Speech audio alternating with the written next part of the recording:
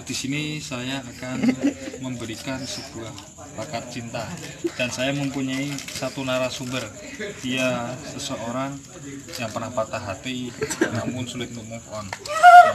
Saya akan sedikit berbincang-bincang dengan salah satu seseorang dan saya akan memberikan suatu tips bagaimana caranya untuk move on, untuk menghilangkan mantan ya. Silakan untuk saya niat dan narasumber namanya Mas Adit. Oke, sini. Oke, untuk Mas Adit sedikit saya akan berbincang Mas Adit ya. Boleh cerita nggak Mas Adit untuk pengalaman ya, untuk anak muda terutamanya ya, saat pernah nggak Mas Adit itu mengalami putus cinta tapi sulit untuk move on? Nggak pernah sama sekali. Tapi Mas Adit pernah jatuh cinta dengan seseorang? Ya. Gimana rasanya saat jatuh cinta dengan seseorang itu, rasanya gimana Mas Adit?